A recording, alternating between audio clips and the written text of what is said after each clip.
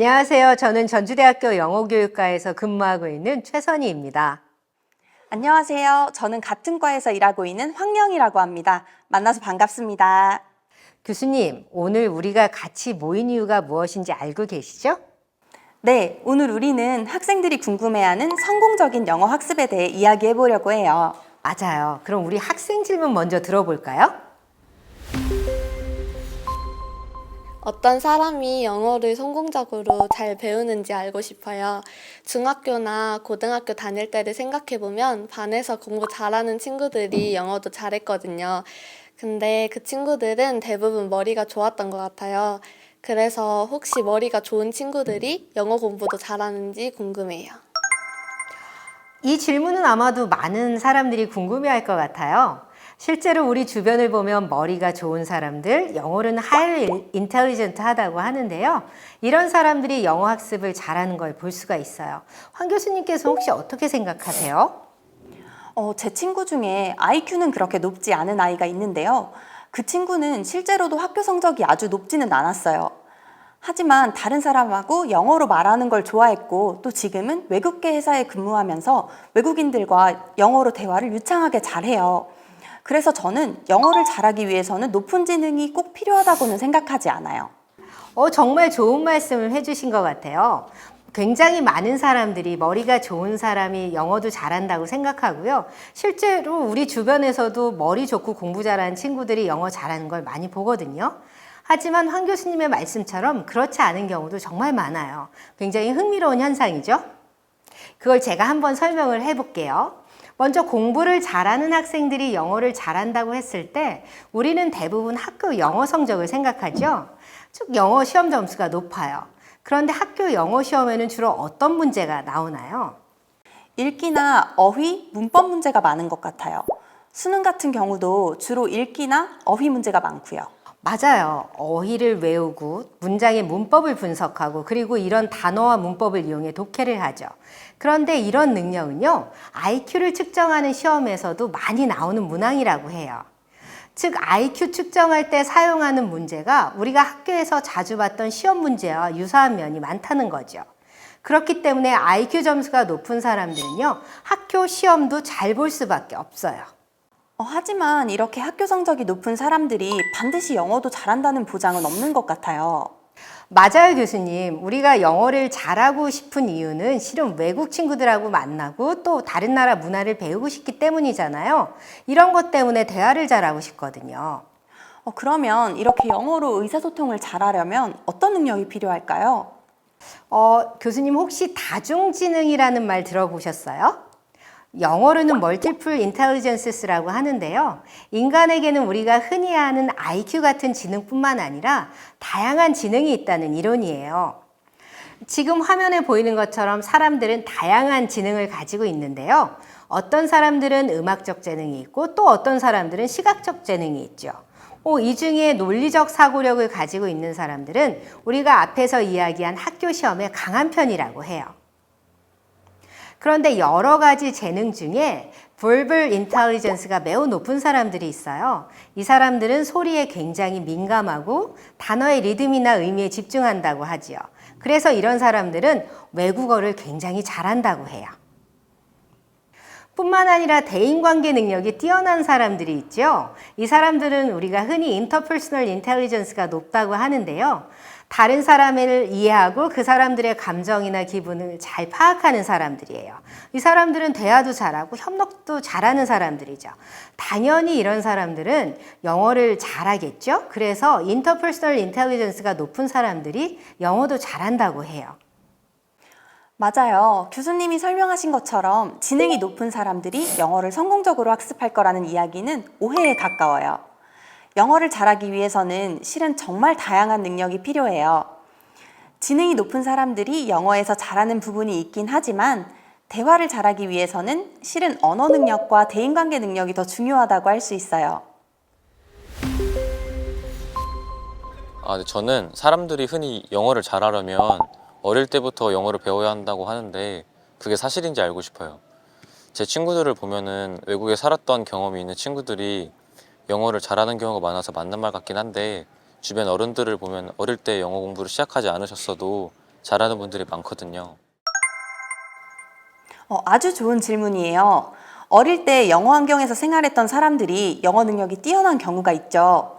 그래서인지 한국의 많은 부모님들이 어릴 때 영어 학습을 시작하는 것을 정말 중요하게 생각하시는 것 같아요. 통계 자료를 보면 유아를 대상으로 하는 영어 학원의 수가 매년 빠른 속도로 늘어나고 있고, 또 영어 유치원의 등록금으로는 4년제 대학 등록금의 2배에서 5배 가까이 많은 비용이 소비되고 있다고 해요. 그러면 교수님, 지금까지 학생들을 가르치시면서 영어 학습을 일찍 시작하지 않았는데도 영어를 잘하거나, 어릴 때부터 영어를 배웠는데도 영어를 잘하지 못하는 친구들을 만나신 적은 없나요? 아주 많았어요. 어릴 때부터 영어 유치원을 다녔는데 영어 능력이 그렇게 뛰어나지 않은 학생들도 있었고요. 우리 과에 입학할 당시에는 영어 실력이 부족했지만 4년 동안 열심히 공부해서 영어 능력이 매우 크게 향상되었고요. 그 학생들은 정말 영어도 유창하게 구사하고 그랬었어요. 그렇죠. 제 주변에도 영어 학습을 늦게 시작했는데도 영어를 아주 유창하게 하는 친구들이 많아요. 실제로 많은 연구들이 어릴 때 영어 학습을 시작하는 것이 성공적인 영어 습득을 보장하지는 않는다고 보여주고 있어요.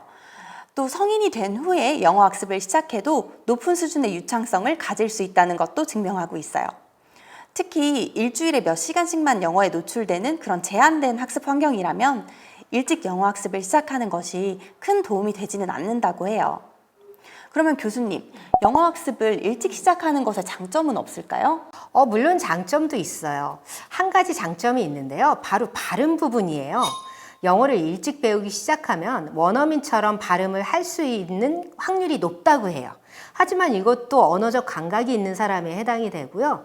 모든 사람이 영어를 일찍 배운다고 해서 원어민같이 발음할 수 있지는 않지요. 맞아요. 원어민처럼 발음하는 게 목표가 아니라 영어를 유창하게 말하는 게 목표라면 아주 어릴 때 영어를 시작하지 않아도 충분히 영어를 잘할 수 있어요. 저는 영어를 잘하려면 어휘를 많이 알아야 한다고 생각하는데 어떤 방법이 효과적인지 궁금해요. 많은 학생들이 이 질문에 대한 답을 궁금해할 것 같아요. 저는 미국에서 8년 반 정도 살았는데요. 잘 생각해보면 영어를 이해하고 사용할 때 문법보다 단어에 훨씬 더 많이 의존을 했던 것 같아요. 맞아요. 실제로 외국에 나가면 문법을 모르고 단어만 알아도 충분히 즐겁게 여행할 수 있거든요. 그런 면에서 어휘를 많이 아는 건 정말 중요하다고 생각해요. 그럼 교수님은 주로 어떤 방법을 이용해서 어휘를 공부하셨어요? 저는 보캐블러리 2만 같은 어휘책을 사서 공부를 많이 했어요. 잘 외우려고 여러 번 써보기도 했고요. 수업 시간에 새로 배운 단어를 공책에 정리하고 또 시간 날 때마다 외우기도 했어요. 와, 정말 교수님이 공부 열심히 하신 걸 알 수 있을 것 같아요. 혹시 다독이라는 말 들어보셨나요? 말 그대로 책을 많이 읽는다는 뜻이에요. 다독은 영어로는 extensive reading이라고 하는데 이건 각자 자신이 관심 있는 분야의 영어책을 많이 읽는 거예요. 그런데 그냥 많이 읽는 건 아니고요. 자신의 수준에 맞는 책을 선택하는 게 매우 중요하죠. 교수님, 그러면 어떤 책이 자신의 수준에 맞는 건지 알 수 있는 방법이 있나요? 네, 일반적으로는 우리가 책을 읽으면서 사전을 찾지 않아도 되면 자신의 수준에 맞다고 얘기를 해요. 그래서 부담 갖지 않고 책을 읽을 수 있는 경우를 말하게 되는 거죠. 이런 식으로 책을 많이 읽으면요, 다양한 어휘를 맥락 속에서 접하기 때문에 잘 기억한다고 해요. 좋은 방법인 것 같아요. 책을 많이 읽다 보면 다양한 어휘도 많이 접할 수 있을 것 같아요. 맞아요. 그게 바로 다독의 굉장히 큰 효과라고 할 수 있어요. 실제로 저도 대학생일 때 제가 좋아하는 영어책을 정말 많이 읽었거든요. 근데 그게 제 영어 실력을 향상시키는데 정말 도움이 많이 되었다고 생각해요. 특히 저는 소설과 영화를 정말 좋아해가지고 주로 소설이나 영화 잡지를 많이 읽었어요. 저도 교수님처럼 소설을 좋아해요. 그런데 소설은 대부분 길고 또 어려운 어휘도 많아서 학생들이 좀 부담스러워할 것 같아요. 걱정하지 않으셔도 돼요. 영어 학습자들이 소설을 읽을 수 있도록 쉬운 어휘와 문법으로 이야기를 쉽게 쓴 책이 많은데요. 아마 교수님께서도 북월음 시리즈라고 들어보셨을 거예요. 이 책은 여러 출판사가 유명 소설을 다양한 수준으로 각색해서 출판한 건데요. 우리 과에도 약 200권 정도가 있어서 학생들이 언제나 편하게 이용할 수 있어요. 맞아요. 우리과 학생들이 학과 사무실에서 빌려서 읽는 걸 자주 봤어요. 학생들이 쉽게 영어 소설에 접근해서 좋았는데 어휘 능력을 키우는데도 큰 도움이 되는군요. 그런데 소설 말고 다른 걸 읽어도 될까요? 그럼요, 교수님. 영자 신문을 이용해도 괜찮아요. 학생들마다 관심사가 다르니까 자신이 관심 있는 분야의 기사를 많이 읽으면 되거든요. 그러면 교수님은 혹시 익스텐시브 리딩을 활용해서 수업도 하세요? 네, 제가 지금 1학년 학생들하고 영어 어휘라는 수업을 하는데요. 이 수업에서 학생들이 자신이 원하는 책이나 영어 신문 기사를 일주일에 한 개씩 읽고 독후감을 쓰는 활동을 하고 있어요. 지금 화면에 보이는 게 독후감, 우리 학생들이 쓰는 독후감 또는 북 리포트라고 하는데요. 이렇게 독후감도 쓰고 자신이 읽은 내용을 다른 학생들과 공유하는 시간도 갖기도 해요. 이렇게 하다 보면 학생들이 영어책 읽는 거에도 흥미를 갖게 되고요. 자신도 모르게 단어도 굉장히 많이 배우게 되더라고요. 우리 학과에서도 학생들의 영어 실력 향상을 위해서 여러 프로그램을 제공하고 있는데요. 우리 학과에서 제공하는 수업과 프로그램 몇 개만 소개해 볼까요? 그럴까요? 전주대 영어교육과에서는요, 일단 영어 작문, 독해, 회화, 듣기와 발음 같이 학생들의 기본적인 영어 실력 향상을 돕기 위한 교육과정을 제공하고 있고요. 이러한 정규 수업 외에도 다양한 프로그램을 운영하고 있어요. 학기 중에는 전공기초 동아리를 운영해서 매주 교수님들과 함께 다양한 주제로 토론도 하고 글도 읽고 요약하는 활동을 하고 있고요. 그리고 방학마다 3주 동안의 집중 영어 프로그램을 운영하고 있어요. 또 그 외의 기간에도 영어 스터디를 운영해서 학생들이 영어 공부를 꾸준히 할 수 있게 돕고 있어요. 소개해드린 것처럼 우리 과는 다른 어떤 과보다 프로그램이 탄탄하게 잘 짜여 있다고 생각해요. 자, 지금까지는 우리가 영어교육과에서 운영하는 프로그램을 소개해 줬는데요. 우리 전주대학교에서도 굉장히 다양한 영어 학습 프로그램을 운영하고 있어요. 대표적인 게 바로 교환학생 프로그램인데요. 현재는 캐나다와 미국의 대학에서 1년 동안 공부할 수 있는 기회를 제공하고 있고요. 이뿐만 아니라 해외 봉사 프로그램, 그 다음에 어학연수 프로그램도 운영하고 있습니다. 오늘 최선희 교수님과 함께 성공적인 영어 학습에 대한 이야기를 하고 전주대학교 영어교육과에서 운영하는 다양한 프로그램에 대해서도 이야기해봤는데요. 여러분들에게 많은 도움이 되었길 바랍니다. 지금까지 글로벌 미래인재 양성에 힘쓰고 있는 전주대학교 영어교육과 최선희, 황령이었습니다. 감사합니다.